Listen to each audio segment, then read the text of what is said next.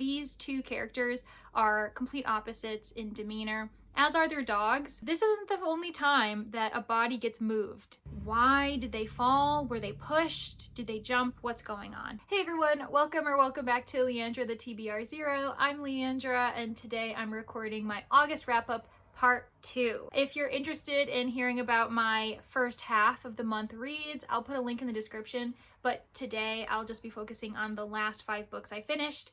Let's get into it.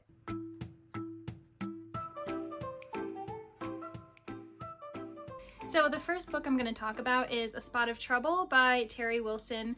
I picked this book up during a very stressful time. So as the semester was approaching, I was preparing to not only be a student, but also an adjunct professor. I'm also juggling 2 part-time jobs, as well as Booktube and a few other passions. So my plate was very full, and the last thing I needed was a book that would be complex and super dense. So A Spot of Trouble is just the perfect, light, silly romance. We've got the grumpy sunshine trope, but we also have enemies to lovers, and Sam and Violet were just so endearing, and they were really sweet. And this is certainly not a spicy romance, so if those people are looking for something more along the lines of It Happened One Summer, you're not going to get it with this book. But I didn't mind that. I was totally fine with the cute kind of brewing romance within their chests. We have Violet and Sam. Violet, she is born and raised in Turtle Beach, which is the location of this romance. She is the daughter of the police chief. Her brothers are also on the force. She also runs her own cupcake truck, and she has a very adorable but also troublesome Dalmatian named Sprinkles. And then Sam relocates to Turtle Beach from Chicago. He was a firefighter, but after some significant trauma during a call that went horribly wrong, lives were lost, he doesn't believe he can fight fires in the same way anymore. So when he comes to the slower paced Turtle Beach, he is a fire marshal. So he's not an active firefighter at the moment. And he also brings his own Dalmatian, the very reserved and well-trained Cinder. Now, these two characters are complete opposites in demeanor, as are their dogs, which is just the sweetest mirror image. I think that the dogs almost stole the show a little bit. The romance is also super fun because being in that small town, pretty much all of the townspeople get involved. The elderly community is conspiring to get the two together. There's also a softball tournament that happens every single year called Guns and Hoses, where the Turtle Beach Fire Department is up against the Turtle Beach Police Department, and the rivalry has been known to go too far in years, and that's partly why Violet is so hesitant to start a romantic relationship with Sam. So it's a little bit far-fetched, but I really liked it. I thought it was really fun. There is some really sweet perspectives going on because we get Violet and Sam, and I love when romances do that, so we can get the other person's perspective, not just one side of the relationship. The only problem I had with this was the kind of instant falling in love by the end, because this is only happening during softball season, and it's been a matter of weeks, so maybe 5 or 6 weeks, and suddenly at the end, it's not surprising that there's a happily ever after because it is a romance, but their proclamations of love just didn't really make sense to me. I always think instant love is kind of a silly trope, but it was fun, it was what I needed, and I give it a solid 3 stars. I honestly would probably read it again if I needed a mindless read of this sort.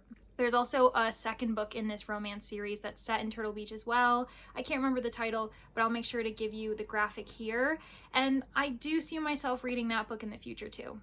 Another book that I ended up finishing in August was MC Beaton's Agatha Raisin and the Vicious Vet. This is the second book in the Agatha Raisin cozy mystery series. Beaton also is known for her mysteries that follow Hamish Macbeth. I believe he is a DI or some type of person in law enforcement, whereas Agatha Raisin is 100% an amateur sleuth.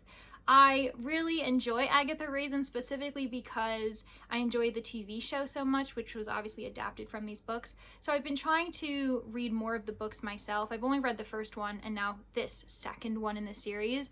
And I ended up listening to this one on audiobook, and the narrator does a brilliant job. I did enjoy it, but this felt a bit cornier than the first book. Of course, cozy mysteries are known for being corny, but I just felt that it was a bit silly to the point where it just didn't seem realistic anymore. Again, I know that the genre is known for having those qualities and people like that, but there's also this kind of weird relationship brewing between Agatha and her neighbor John, which was really sweet. But then there were moments where as soon as she started showing her own feelings, he was backing away and suddenly felt like he was giving her the wrong idea. And I just don't like that when it feels as if one person is more invested than the other. Also, Agatha Raisin has this moment in which she's attacking another woman because she's jealous of that woman's relationship with John, and she slut shames her, says that she's far too promiscuous. And I'm just not about the woman against woman dynamic when it's this, you know, prize that's a man, because in reality, is he really that big of a prize? Probably not. With that said, I do like the fact that by the end of the mystery, Agatha and this other woman kind of go off into the sunset without John. So that probably won't last very long in the series, but I was really for that. But the mystery follows this mysterious death of a vet who really had only been in town for a few months when he opened a new practice, and he is treating a horse at the time.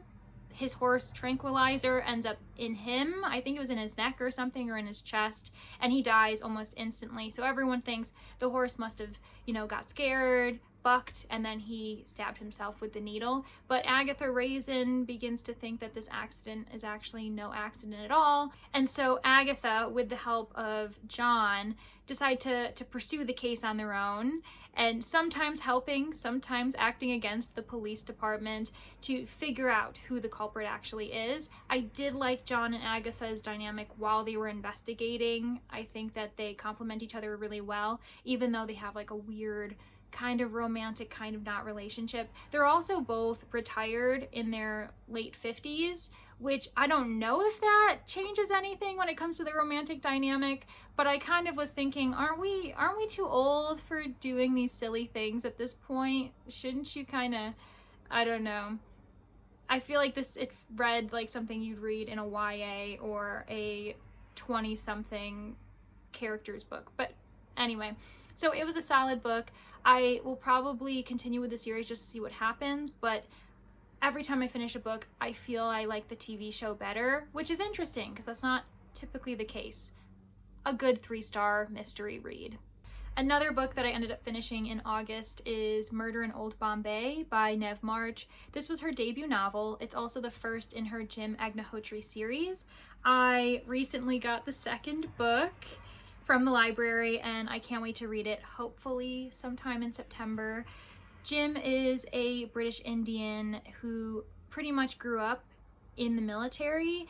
He isn't really accepted by his British counterparts, nor is he accepted by his Indian ones, so it places him in a very weird limbo in his society. And this is happening during the British Raj, so British occupation of India, in 1892. But when he's discharged from the military after getting injured and experiencing PTSD, he is desperate to find something to occupy his time and his mind.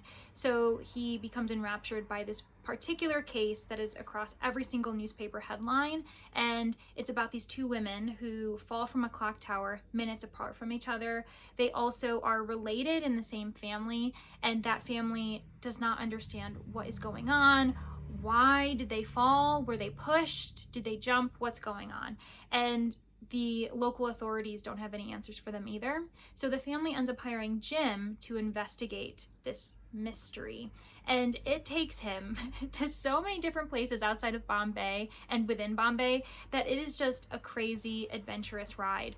He is pretty much inspired by Sherlock Holmes because during this time in the late 19th century, that's when Sherlock Holmes was born, from the mind of Sir Arthur Conan Doyle, and it becomes his idol. So throughout the mystery, he's wondering, what would Sherlock Holmes do? He's quoting Sherlock Holmes from the stories that he's read featuring this fictional detective, and it's just a really great metafictional reference, in my opinion. He also definitely takes a lot of inspiration from Sherlock Holmes when it comes to disguises, trying to impersonate certain people he knows, and it helps him enter areas of the British Raj that would have likely not been accessible to him, either because he's not from the same caste or from the same background, especially when it comes to the princely states or areas where warfare is happening and small skirmishes.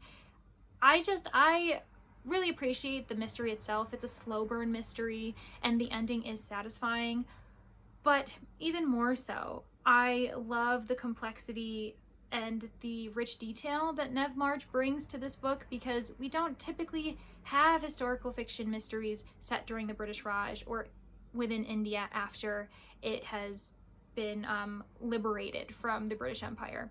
So I really appreciated learning a significant amount of what society looked like during the 19th century of the British Raj.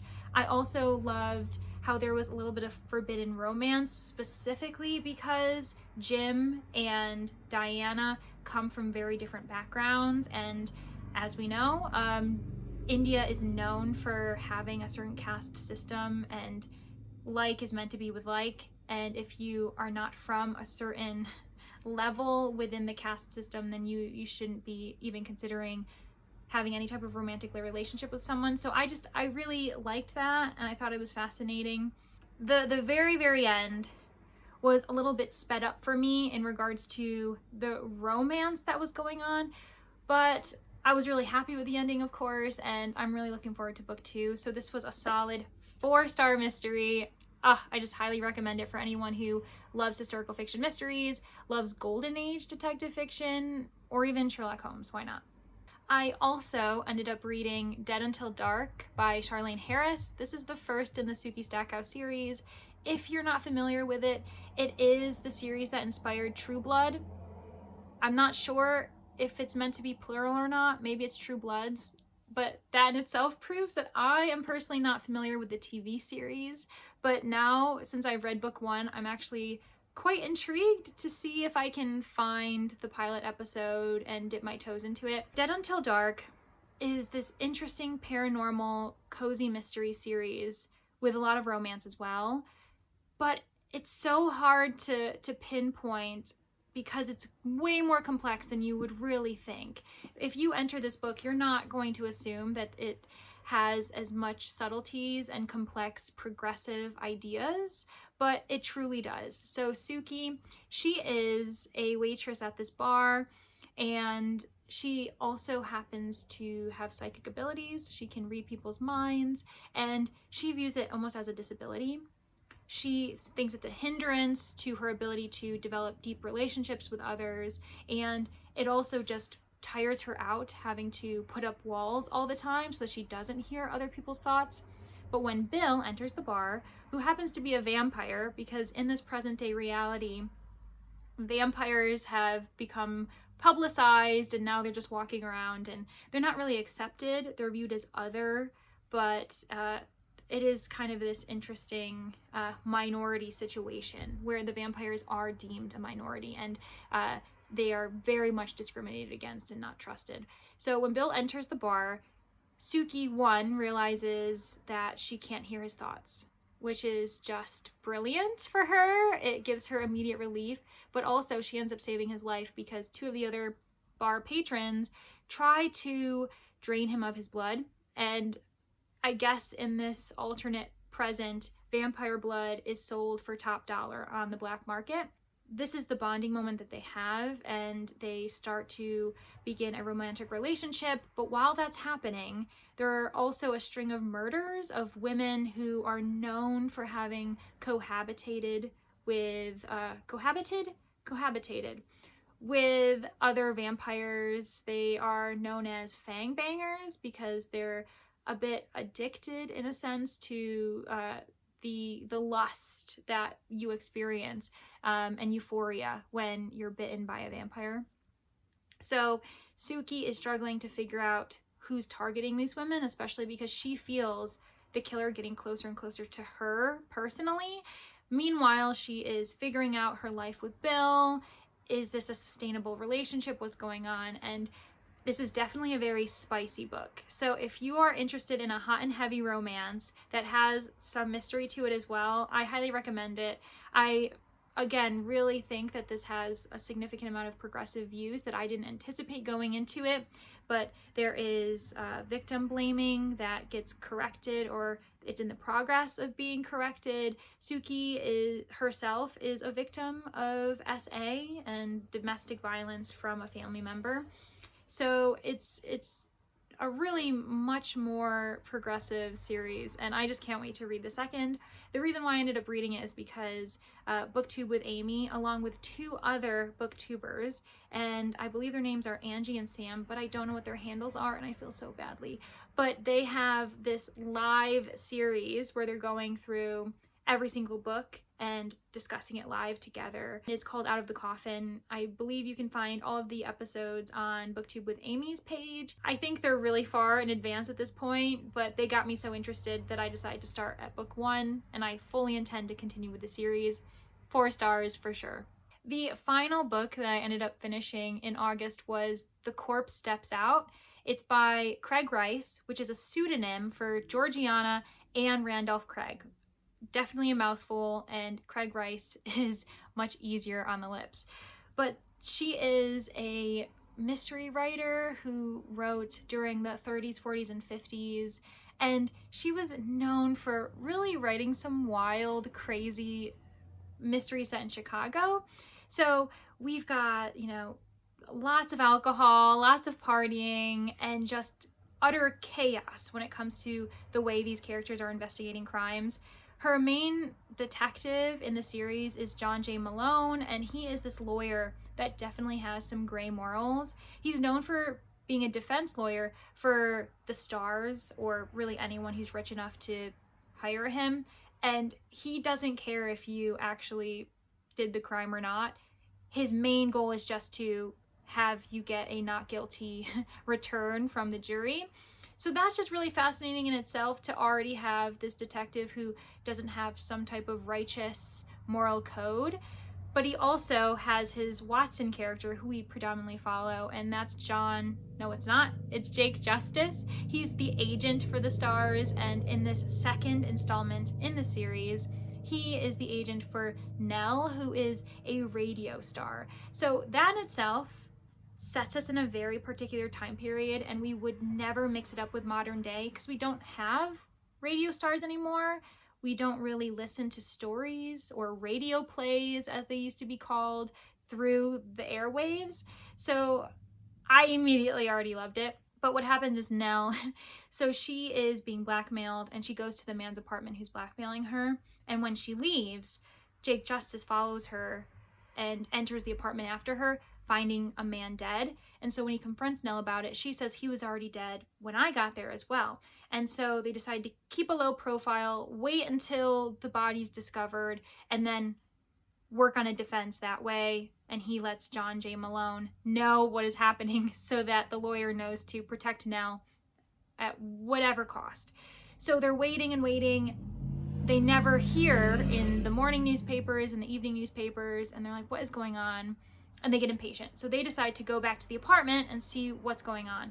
So they enter the apartment and find it spotless. There is no dead body. There's no pool of blood below him. And they're like, where did he go? Hence the title of the book. And this isn't the only time that a body gets moved and disappears and reappears somewhere where it shouldn't be. And you can't predict what the characters are going to do in this book, predominantly because they can't predict themselves what they're going to do from one minute to the next. It's just really witty too. There's a lot of humor, a lot of sharp back and forth dialogue between Jake Justice and Helene Brand, who was also in book 1, and I absolutely adore her so much. She has every single man wrapped around her fingers. She is probably the smartest person in the room at all times. And it's a great, really fun 1940s mystery. I will say the one thing is that I'm only gonna give it 4 stars only because the ending was so absurdly ridiculous. Like, I was along for the ride at this point. Characters were doing things that you just want to scream, mainly because you're like, how is this happening? But it was just so fun, and it kept you on your toes, and you just didn't know what to believe by the end. But then when the ending was revealed, I had guessed the person, but the reasons behind this person's motives were like way more planned in advance than I anticipated, and it just like made me laugh aloud, but not in like a bad way. I just was like, oh my god, of course Craig Rice is gonna like make this be the backstory for this character. So yeah, it was so fun. I really hope to read more by Craig Rice sooner rather than later, because I read her first book maybe back in like March, and I already felt like August was me waiting a while to read her again. So hopefully I won't be waiting nearly as long as I did. Definitely recommended for anyone who just wants a really fun, ridiculous mystery set in the 40s. Just to give you a sneak peek for September, I have already read 4 books and I'm on a 5th one. So it appears I'll be doing another split 2 parts wrap up for September.